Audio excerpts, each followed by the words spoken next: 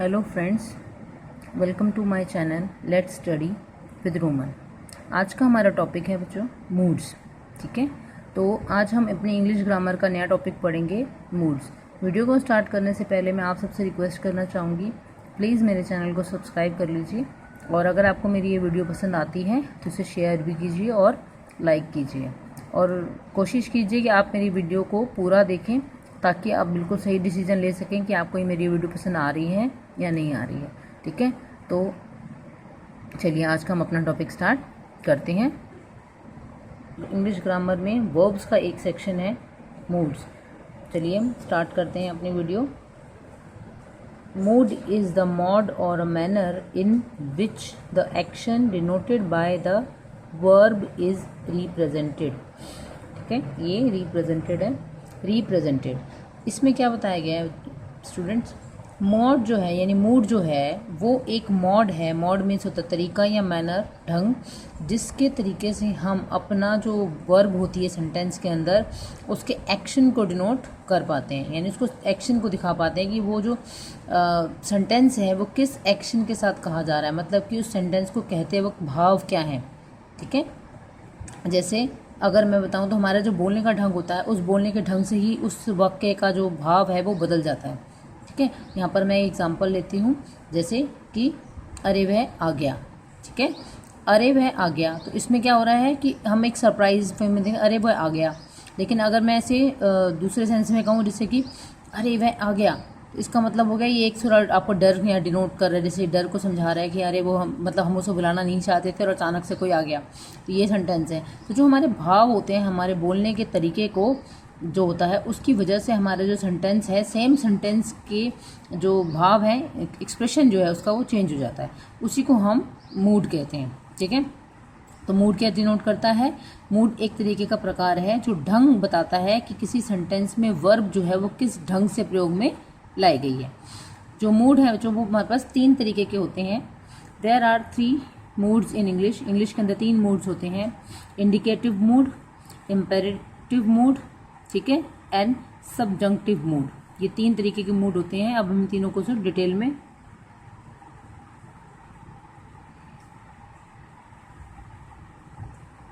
तो फर्स्ट हमारा है, अब हम इसको डिटेल में पढ़ते हैं डेफिनेशन के साथ। Indicative mood, a verb which make a statement of fact. एक ऐसी क्रिया, एक ऐसी वर्ब जो कि किसी फैक्ट की स्टेटमेंट को दर्शाती हो। ठीक है, मतलब कि जो आपने कुछ तथ्य या कथन कहा है वो एक फैक्ट के रूप में प्रयोग किया गया हो। और आस्क क्वेश्चन, उसमें या तो प्रश्न पूछा गया हो, और एक्सप्रेसेस अ सपोजिशन। सपोजिशन का मतलब होगा सपोज करना, यानी किसी कल्पना को दर्शाता हो। ठीक है, तो किसी काल्पनिक चीज को एक्सप्रेस करता हो वो वर्ब, उस वर्ब को हम इंडिकेटिव मूड कहेंगे। मतलब कि वो वर्ब जो है इंडिकेटिव मूड के एक्सप्रेशन के साथ प्रयोग में लाया गया है। तो which is assumed as a fact is in the indicative mood. मैं आपको एक बार दोबारा से इसी डेफिनेशन को समझाती हूँ। एक ऐसी क्रिया विच मेक्स, जो कि बनाती है, अ स्टेटमेंट ऑफ फैक्ट, मतलब कि किसी तथ्य को उस फैक्ट से जोड़ती हो, यानी जो अपने कथन कहा गया है वो एक फैक्ट हो।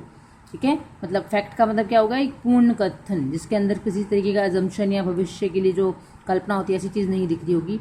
प्रश्न पूछा जा रहा होगा, या फिर वो सपोजिशन जिसमें आप किसी वर्ब को एज्यूम कर रहे होगे, सपोज कर रहे होगे, वो वर्ड दर्शाएगा जो कि वर्ब होगा। ऐसे प्रकार के मूड को, इस प्रकार का जो मूड बनता है वाक्य में, उसको हम इंडिकेटिव मूड कहते हैं। चलिए इसको मैं कुछ एग्जांपल्स के साथ एक्सप्लेन करती हूँ।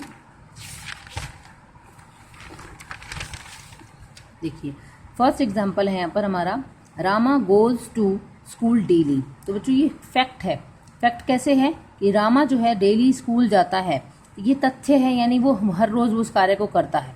इसमें किसी प्रकार का अजम्पशन या जो है काल्पनिक चीज नहीं दिख रही है। द चाइल्ड इज अलाइव, वह जीवित है। तो जीवित एक फैक्ट है, तथ्य है, तो उसको नकारा नहीं जा सकता कि वो जिंदा नहीं है। या कोई भी एग्जाम्पल देकर या कोई भी कारण बताकर हम ये नहीं कह सकते कि वो जिंदा नहीं है। अगर वो जीवित है तो वो एक फैक्ट है कि वो जीवित है। ठीक है, आर यू वेल, ये क्वेश्चन हो गया, क्या आप सही हैं या आप स्वस्थ हैं। तो ऐसे में हमारे पास क्या होगा, ये प्रश्न हो गया। If it rains I shall stay at home, अगर आज बरसात हुई मैं घर पर ही रहूँगा।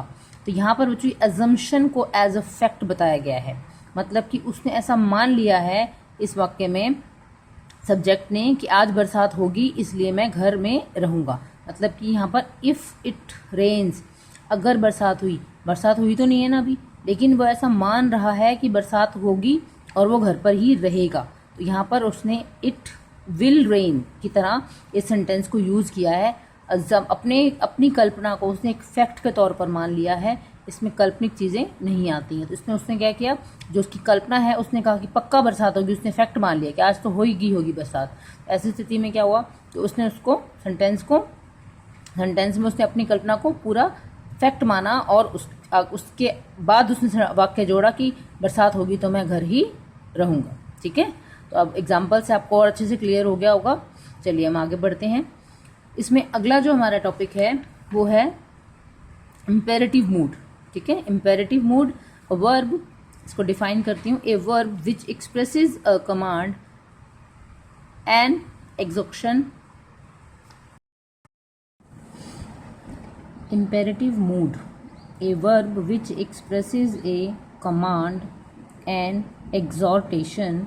एग्जॉर्टेशन का मतलब होता है आग्रह करना। जब हम किसी से किसी चीज़ का आग्रह करते हैं कि कृपया मेरे लिए कर दीजिए प्लीज़ करके, तो वो आग्रह होता है। तो उस स्थिति में या उस सिचुएशन में एन एंट्रिटी और प्रेयर, किसी चीज़ के लिए प्रेयर करना, विश करना, एंट्रिटी करना, ठीक है, उसमें भी इम्पेरेटिव मूड ही शामिल होता है। मतलब वर्ब जो होती है वो इम्पेरेटिव मूड में कार्य कर रही होती है।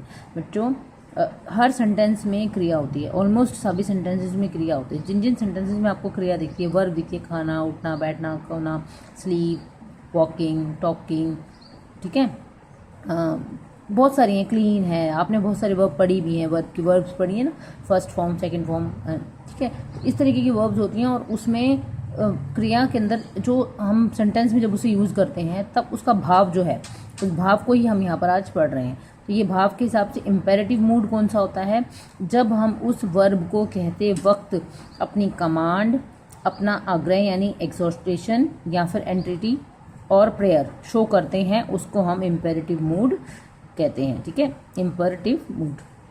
आगे एग्जाम्पल देखते हैं इसके, जैसे wait here come here, wait there come here. तो ये दोनों क्या है, कमांड शो कर रही हैं।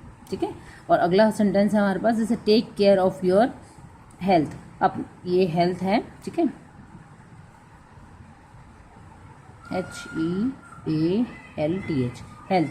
Take care of your health, अपनी सेहत का ध्यान रखिए। तो देखिए आप यहाँ पर यहाँ ट्राई टू डू बेटर, अच्छा करने की कोशिश कीजिए। तो आप उनसे आग्रह कर रहे हैं, उनसे आप कह सकते हो कि उनसे बात कर रहे हैं, उनका प्रबोधन कर रहे हैं, आप उन्हें एक सलाह के तौर पर कर रहे हैं कि आप उनसे उम्मीद रखते हैं। ठीक है, तो ऐसी स्थिति में हम उसको कहते हैं आग्रह करना। तो ये सेंटेंस हो गया। अगला है हमारे पास, have a mercy upon us, हम पर दया करो। तो ये हमारे लिए एक प्रेयर की तरह कार्य कर रहा है। तो ये जो 3 सेंटेंसेज हैं, यहाँ पर हम कौन सा मूड यूज़ हो रहा है, हमारा इम्पेरेटिव। ठीक है, अब जो इसमें कुछ रूल्स हैं, इम्पेरेटिव सेंटेंस में कुछ रूल हैं, कुछ नियम हैं, वो बताती हूँ आपको।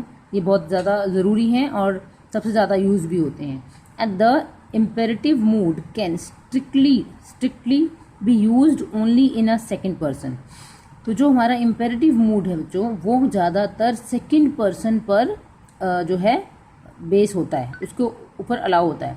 तो जितने भी हमारे पास मूड्स होते हैं, देखो सेकंड पर्सन आपने सेंटेंस में सुना है, फर्स्ट पर्सन, सेकंड पर्सन और थर्ड पर्सन।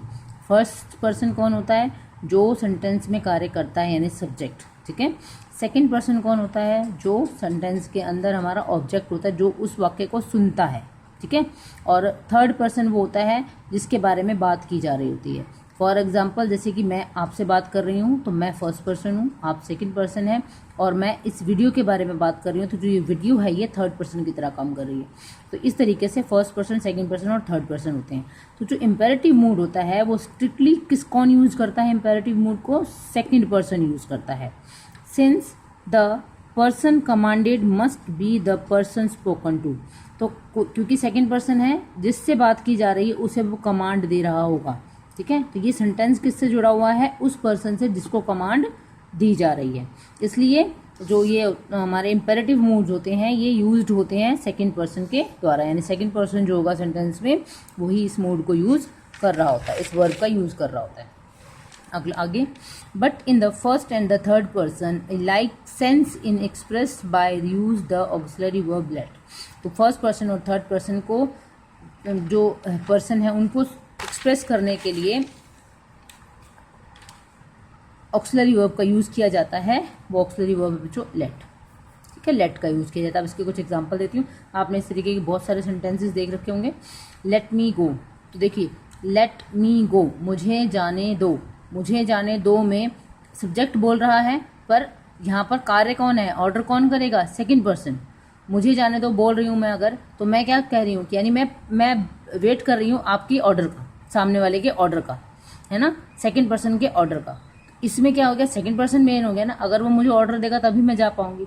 ऐसे में क्या होगा, लेट मी गो, यानी मुझे जाने दो, फर्स्ट पर्सन मैं हूँ जो कि सेंटेंस में बोल रही हूँ, लेकिन ये सेंटेंस बेस्ड किसके ऊपर है, सेकंड पर्सन के ऊपर है। इसमें वर्ब जो यूज होती है वो सेकंड, मतलब जो कमांड है वो सेकंड पर्सन हमें देता है। Let us go, let him go, let them go, इस तरीके के सभी सेंटेंसेस में क्या होगा, यहाँ पर सेकंड पर्सन ही इस कमांड का यूज कर रहा है। थर्ड है हमारे पास सब्जंक्टिव, ठीक है, सब्जंक्टिव मूड। इसमें प्रेजेंट और पास्ट टेंस होते हैं। Subjunctive mood scarcely exist in the present day of English. Subjective mood जो है वो हमारी प्रेजेंट इंग्लिश में बहुत ज़्यादा यूज़ भी किया जाता है, और हमें सिर्फ हम ये कह सकते हैं कि इसका हेड हमें नहीं पता, लेकिन हम इन सेंटेंसेस को आमतौर पर बहुत बार यूज़ कर चुके हैं। इट एक्सप्रेसेस अ विश और होप। जब हमें किसी चीज़ विश होती है, इच्छा होती है या उम्मीद होती है, उस जगह पर जो टेंस यूज़ होता है, वर्ब यूज़ होती है, उसको हम सब्जंक्टिव मूड कहते हैं। फॉर एग्जाम्पल यहाँ पर प्रेजेंट टेंस में जैसे है गॉड ब्लेस यू, ठीक है, या गॉड सेव द किंग। तो इस तरीके के जो सेंटेंसेस होते हैं इसको हम सब्जंक्टिव मूड के अंदर लेते हैं। इसी का पास्ट टेंस देखते हैं। In a past tense it express to indicate a situation which is unreal. Past tense में उस सिचुएशन को यूज़ करने के लिए विश का यूज़ किया जाता है जो कि अनरियल है, यानी वो विश जो है हम विश कर रहे हैं होने की, लेकिन वो जो सेंटेंस होगा उसमें उसकी कॉन्ट्राडिक्टरी दिख रही होगी, यानी उसका विरोधाभास हमें दिख रहा होगा। जैसे I wish I knew his name, काश मैं उसका नाम जानता। तो इसका मतलब क्या है, जानता लेकिन नाम जानता। नाम जानता का मतलब क्या है, उसका नाम जानता है, लेकिन यहाँ पर आई विश ने उसकी कॉन्ट्राडिक्टरी शो कर दी कि वो उसका नाम नहीं जानता, कि काश मैं उसका नाम जानता, ठीक है। अगला सेंटेंस है she wishes the car belong to you. उसको ऐसी कार चाहिए जो तुम जैसी हो, तुम जैसी हो, तो यहाँ पर इन तुम्हारी कार जैसी हो। ऐसे में आप देखो कार एक इंसान के जैसी नहीं हो सकती, लेकिन इस यहाँ पर सेंटेंस क्या होगा, ऑब्वियसली तुम जैसी का मतलब यहाँ पर आ गया कि जो कार है वो तुम्हारे कार के जैसी हो। तो वो अपने ही सेंटेंस को कॉन्ट्राडिक्टरी शो हो रही है यहाँ पर। ऐसे ही जो सेंटेंसेस होते हैं उन्हें हम सब्जेक्टिव सेंटेंसेस या सब्जेक्टिव मूड कहते हैं, ठीक है। तो आज की वीडियो में हम इतना ही पढ़ेंगे। उम्मीद है आपको मेरी वीडियो अच्छी लगी होगी, और जो टॉपिक मैंने आपको आज ये समझाया है वो आपको अच्छे से समझ में भी आया होगा, ठीक है। अगर आपको ये वीडियो अच्छी लगती है तो प्लीज़ इसे लाइक शेयर एंड सब्सक्राइब कीजिए, और इसको पूरे से कोशिश कीजिए कि इस वीडियो को आप पूरा देखिए, क्योंकि अगर आप इसको बीच बीच में से देखते हैं या शुरू के 2-4-10 सेकंड देखते हैं तो आपको ये टॉपिक अच्छे से समझ में नहीं आएगा। फिर जो आपको है वीडियो को पसंद या नापसंद करने के लिए जो डिसीजन आप लेंगे वो भी आप ठीक ढंग से नहीं ले पाएंगे। तो इसलिए प्लीज़ आपसे रिक्वेस्ट है कि मेरी वीडियो को पूरा देखिए, ताकि आप सही डिसीजन ले पाएँ कि आपको ये वीडियो पसंद आ रही है या नहीं आ रही है। अगर आपको मेरी वीडियो पसंद आती है तो इस चैनल को सब्सक्राइब कर लीजिए। मैं इस तरीके की इंटरेस्टिंग वीडियोज़ और नॉलेजेबल वीडियोज़ हैं जो एजुकेशन से जुड़ी हुई हैं, मैं लगातार लाती रहूँगी। और यहाँ पर अभी मैं कोशिश कर रही हूँ कि मैं सभी सब्जेक्ट्स जिसमें मेरी कमांड है मैं उन्हें आपके लिए एक अच्छी तरीके से एक अच्छी वीडियोज़ के थ्रू प्रेजेंट करूँ, ठीक है। चलिए आज के लिए इतना ही।